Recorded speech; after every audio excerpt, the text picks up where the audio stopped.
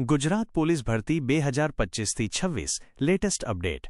તાજેતરમાં નવેમ્બર 2025 ગુજરાત સરકાર દ્વારા કરવામાં આવેલી જાહેરાત મુજબ પોલીસ વિભાગમાં ખૂબ જ મોટી ભરતી પ્રક્રિયા શરૂ થવા જઈ રહી છે. જો તમે પોલીસની નોકરી માટે તૈયારી કરી રહ્યા છો તો આ તમારા માટે સુવર્ણ તક છે.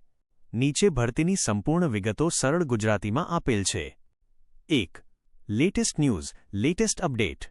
નવી જાહેરાત. ગૃહ રાજ્યમંત્રી હર્ષ સંઘવીએ તાજેતરમાં જાહેરાત કરી છે કે પોલીસ વિભાગમાં કુલ 14,507 નવી જગ્યાઓ પર ભરતી કરવામાં આવશે. નોટિફિકેશન. આ ભરતીની સત્તાવાર જાહેરાત ટૂંક સમયમાં નવેમ્બર-ડિસેમ્બર 2025ના અંત સુધીમાં આવવાની શક્યતા છે. ભરતીનું વર્ષ. આ ભરતી પ્રક્રિયા 2025થી 26 દરમિયાન ચાલશે. 2.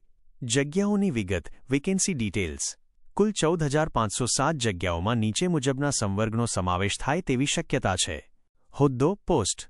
અંદાજિત વિગત. લોકરક્ષક દળ LRD કોન્સ્ટેબલ, બિન હથિયારી અને હથિયારી પોલીસ કોન્સ્ટેબલ સૌથી વધુ જગ્યાઓ અહીં હશે. PSI police sub inspector, police sub inspector, બિન હથિયારી અને હથિયારી. ટેકનિકલ સંવર્ગ. વાયરલેસ, મોટર ટ્રાન્સપોર્ટ વગેરે વિભાગમાં ટેકનિકલ જગ્યાઓ.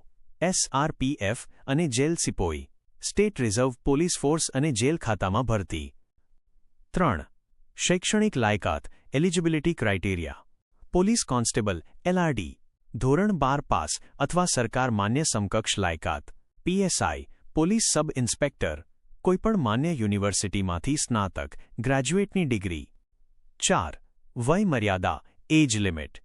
નવી નોટિફિકેશન મુજબ થોડો ફેરફાર હોઈ શકે છે, પરંતુ સામાન્ય નિયમો નીચે મુજબ છે.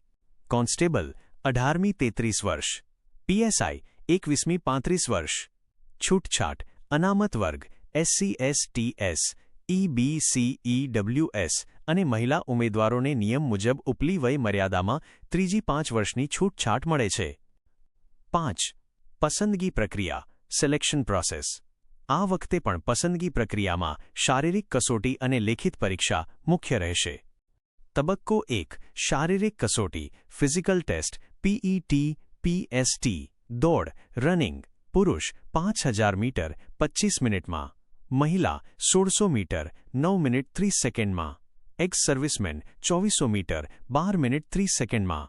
વજન અને ઊંચાઈ સરકારના નિયત માપદંડો મુજબ હોવું ફરજિયાત છે. તબક્કો 2. લેખિત પરીક્ષા, રિટન એક્ઝામ. કોન્સ્ટેબલ MCQ હેતુલક્ષી આધારિત પેપર, જેમાં સામાન્ય જ્ઞાન, કાયદો, રિઝનિંગ, ગણિત, ગુજરાતી સાહિત્ય વગેરે વિષયો હોય છે. PSI પ્રિલિમ્સ અને મેઇન્સ પરીક્ષા લેવામાં આવે છે. અરજી કઈ રીતે કરવી? How to apply. જ્યારે સત્તાવાર નોટિફિકેશન આવશે ત્યારે તમારે ઓનલાઈન ફોર્મ ભરવાનું રહેશે. 1. વેબસાઇટ ojas.gujarat.gov.in ની લિંક. 2. ત્યાં ઓનલાઈન એપ્લિકેશન મેનૂમાં જઈ અપ્લાય પર ક્લિક કરવું. 3. પોતાની વિગતો ભરી ફોટો સહી અપલોડ કરી અને ફી ભરવાની રહેશે.